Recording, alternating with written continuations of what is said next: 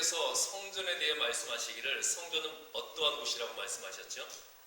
성전은 기도하는 하나님의 집이다 그랬죠. 자, 그렇다면 성전에서 하는 기도는 무엇이겠어요? 성전에서 하는 기도. 기도는 이것 주세요. 그렇게 부탁하는 게 기도가 아니에요. 기도는 하나님 이것 주세요. 저것 주세요. 그것이 아니라 하나님 나는 아무것도 할 수 없는 자입니다. 나는 하나님의 은혜 없이는 살 수 없는 자입니다. 이 고백을 하는 것이 기도라는 거죠. 하나님의 은혜로 산다는 것, 그것 자체가 큰 축복이라는 것을 아는 사람들은요, 이런 놀라운 축복을 주신 하나님께 진심으로 감사하는 예배의 삶을 살게 된다는 겁니다. 그렇기 때문에 이런 사람들은 당연히 그들의 삶에 있어서 하나님이 삶의 목적이 되는 것이고요, 하나님이 무엇을 주실 것인지, 무엇을 주시지 않을 것인지 그것에 대해서는 관심을 가지지 않는다는 거예요. 무엇을 주시든지 만족하고 감사할 수 있게 된다는 거죠. 성전이 기도하는 집이라는 것은 이렇게 기도를 통해 감사하는 예배의 삶을 살게 된다는 겁니다. 그렇다면 감사하는 예배의 삶은 구체적으로 어떤 모습을 말하는 걸까요? 유다 왕국이 우상 숭배에 빠져 있었죠. 그때 요시야 왕은 종교 개혁을 일으켰습니다. 종교 개혁을 통해서 우상을 파괴하고 있었어요. 그런 요시야 왕에게 하나님께서는 이곳이 하나님의 성전이라는 거짓말을 믿지 말라, 그런 말씀을 하십니다. 자, 성전 정화 운동을 일으켰어요. 그래서 성전을 정결케 했고요, 종교 개혁을 통해서 모두 우상을 찍어버리고 있었습니다. 또 성전을 정결케 하던 중에 발견한 그 율법책을 읽으면서 더욱더 깊이 회개하고 더 하나님을 잘 섬기고자 했던 요시야 왕에게 하나님께서는 예레미야 선지자를 통해서 이렇게 말씀을 하십니다. 예레미야 7장 1절부터 4절까지 말씀인데요, 여호와께로부터 예레미야에게 말씀이 임하니라. 이르시되 너는 여호와의 집 문에 서서 이 말을 선포하여 이르기를, 여호와께 예배하러 이 문으로 들어가는 유다 사람들아, 여호와의 말씀을 들으라. 만군의 여호와 이스라엘의 하나님께서 이와 같이 말씀하시되 너희 길과 행위를 바르게 하라. 그리하면 내가 너희로 이곳에 살게 하리라. 너희는 이것이 여호와의 성전이라, 여호와의 성전이라, 여호와의 성전이라는 거짓말을 믿지 말라. 자, 이렇게 말씀하시는 거죠. 이게 도대체 무슨 말씀하시는 겁니까? 하나님이 지금 초치는 거잖아요. 그렇죠? 지금 철저한 종교개혁을 통해서 우상을 파괴하고 있고 하나님의 율법을 철저히 지키려고 하는 그때 그 요시야 왕에게 하나님은 나타나셔서 거짓말하지 말라, 여기가 여호와의 전이라는 거짓말을 믿지 말라, 이런 초치는 말씀을 하시는 거예요.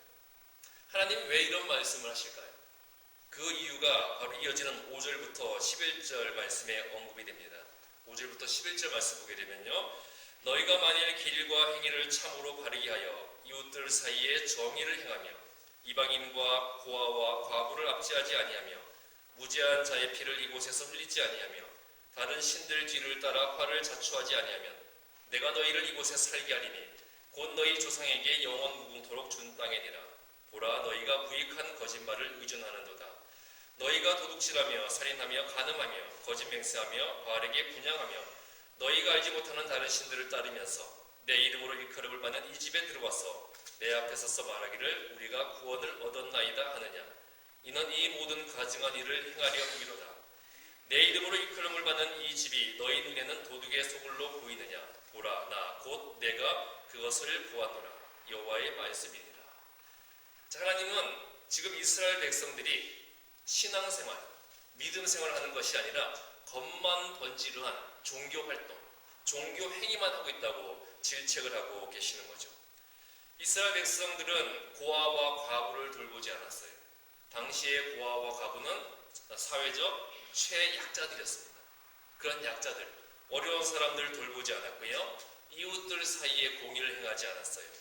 또 길과 행위를 바르게 하지 않으면서 그래놓고 성전에 나와서는 제사 드리고 예배 드리고 헌금하고 또 예배 드리고 기도하고 그랬다는 거죠. 그러면서 자신의 믿음과 의를 드러내려고만 했다는 겁니다.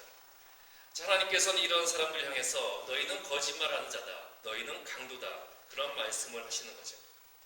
하나님의 은혜를 입은 사람이라면 반드시 다른 사람을 용서하고 이해하면서 긍휼을 베푸는 삶을 살아야 된다는 거예요. 그런데 이스라엘 백성들은 그렇게 하지 않으면서 또 회개하지도 않으면서 성전에 나와서는 회개했다고 거짓말하는 겁니다.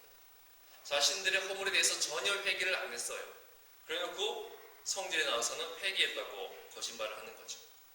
또 하나님을 알고 하나님을 섬긴다고 말을 하면서 그 하나님의 말씀대로 순종하지는 않으니까 하나님께서 답답해 하시면서 거짓말하지 말라고 예레미야를 통해 경고를 하시는 겁니다. 너희들이 종교개혁을 한다고? 너희들이 우상을 찍어버린다고? 웃기지 마라. 거짓말하지 마라.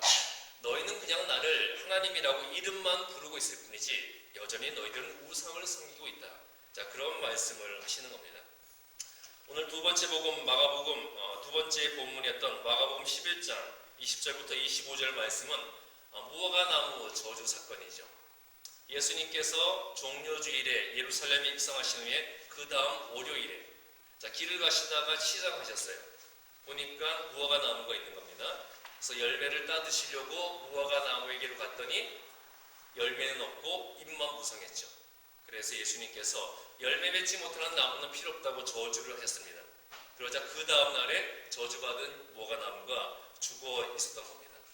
자, 그런데 이 무화과나무 저주 사건 뒤에 뜬금없이 용서의 권고가 나옵니다. 마가복음 11장 25절 보시면 너희가 서서 기도할 때에 아무에게나 혐의가 있거든 용서하라. 그리하여야 하늘에 계신 너희 아버지께서도 너희 허물을 사하여 주시리라. 왜 무화과나무 저주 사건 뒤에 갑자기 용서하라는 그런 말씀이 나오는 걸까요? 이 말씀은 하늘에 계신 너희 아버지가 너희를 용서하실 때 동시에 너희도 다른 사람의 죄를 용서해야 된다는 그런 의미인데요. 이 말씀은 우리가 다른 사람을 용서해야 하나님께서도 우리를 용서해 주신다는 그런 말씀이 아니에요. 하나님께 용서받기 위한 전제 조건으로 우리가 다른 사람을 용서한다는 말이 아니라 하나님의 용서를 받은 자들이라면 그 삶에서 다른 사람을 향한 용서가 넘쳐 흘러나와야 된다. 그것을 말씀하시는 겁니다. 이 말씀에서 무화과나무가 저주받아 죽은 것은 무엇을 상징하는 거겠어요?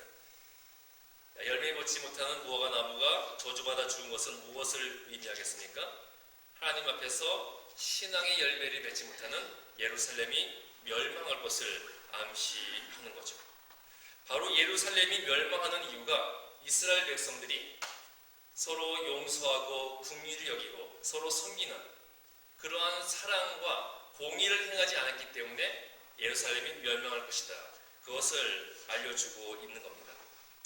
하나님께서는 이러한 용서의 삶과 긍휼의 삶과 또 이해의 삶, 사랑의 삶을 살고자 하는 것이 아니라 자신들의 욕심이나 탐욕을 어떤 우상에게 빌면서 그 욕심과 탐욕을 만족시켜달라고 하나님께 아우성치는 사람을 향해서 너희들은 모두 절도요, 강도요, 거짓말하는 자다.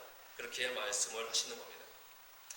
당시 유대인들은요, 자신들의 믿음과 의의를 내세우기에 급급했어요. 성전에 나와서 제사 드리고 예배 드리고 기도하고 헌금을 하면서 하나님, 내가 이렇게 믿음이 좋아서 내게 이렇게 축복을 주시니 감사합니다. 내게 축복을 주셔서 나로 하여금 저 사람과 다르게 해주심을 감사합니다.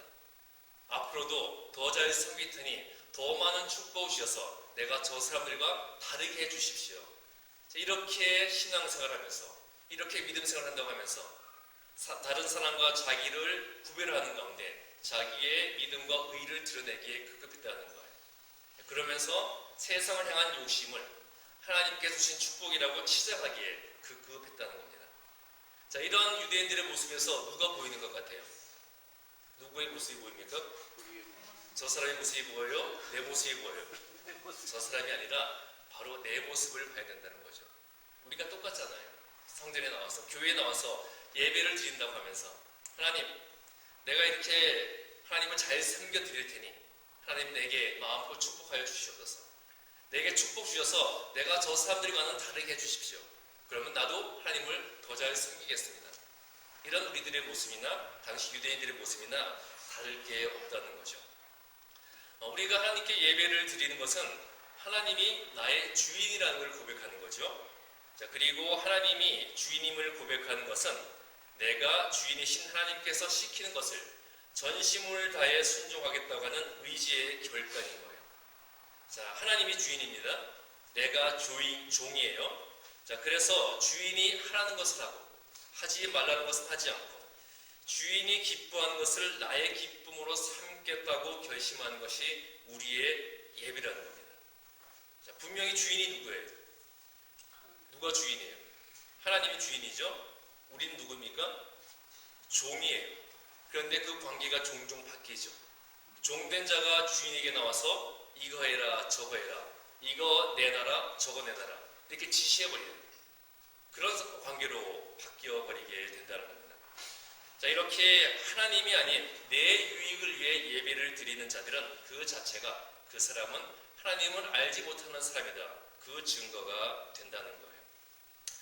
우리가 오랫동안 신앙생활하면서 이런 생각이나 이런 말을 해본 적이 있을 겁니다.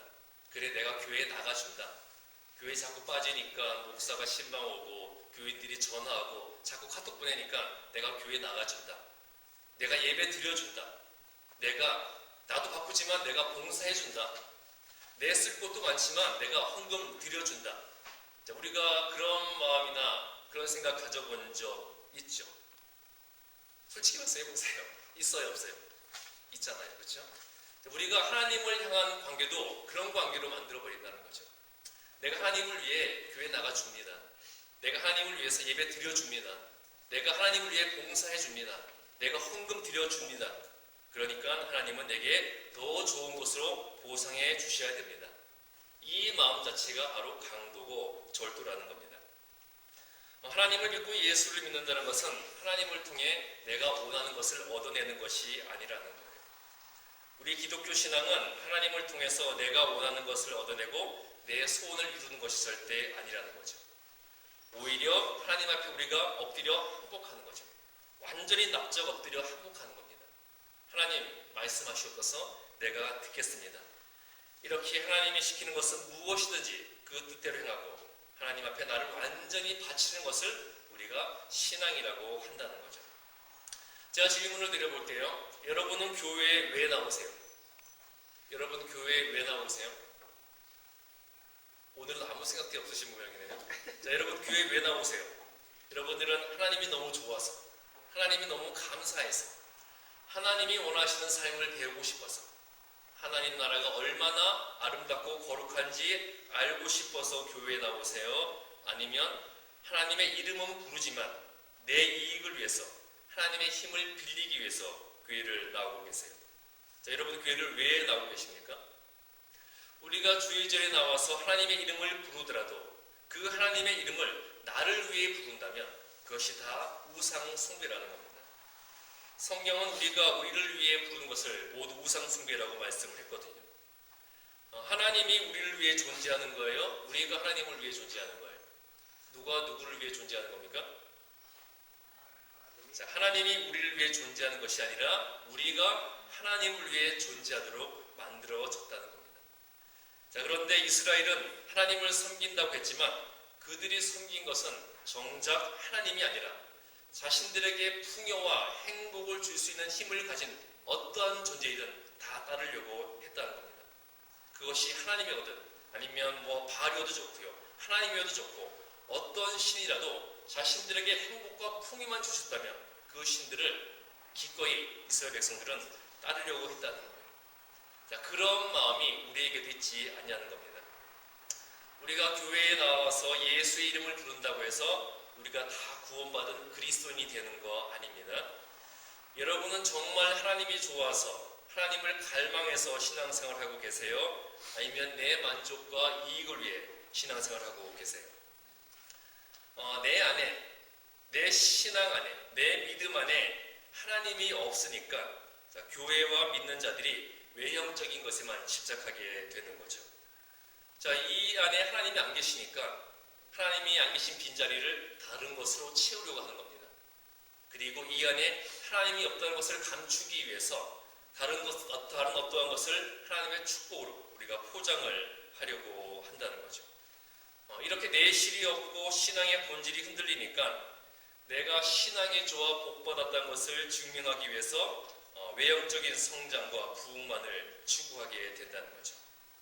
물질적인 성공으로 하나님이 나를 축복했다고 증명하려고 하는 것이고요. 외형적인 성장으로 하나님이 우리에게를 축복했다고 증명을 하려고 한다는 거예요. 자, 그런데 문제는 그러면 하나님의 영이 없는 사람들은 그것들을 진짜로 믿어버리게 된다는 겁니다. 그렇기 때문에 하나님께서는 너희들이 거짓말을 신뢰하고 있다, 그렇게 말씀을 하시는 거죠. 세계에서 가장 큰 건물로서 가장 큰 교회가 어딘지 아시죠? 가장 큰 교회 건물이 성 베드로 성당이죠. 그 성 베드로 성당은 지금 도색 잡집하는 곳으로 전락해 있습니다. 또 비잔틴 건축 양식의 최걸작이라고 하는 성 소피아 성당은 이슬람 사원이 되어 있어요.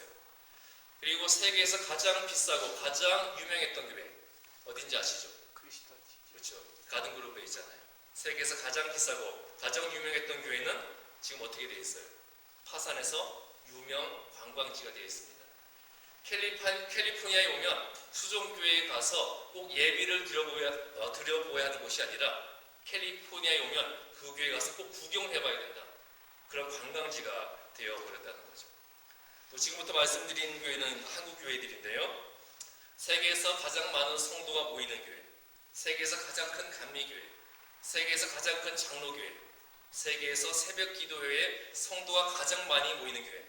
자, 이런 교회들은 지금 끊임없이 헌금 횡령과 유용이 이어지고 있죠. 목회자의 불륜과 목회 세습, 또 각종 실정법 위반으로 사람들의 존경을 받는 것이 아니라 무엇을 갖고 있어요?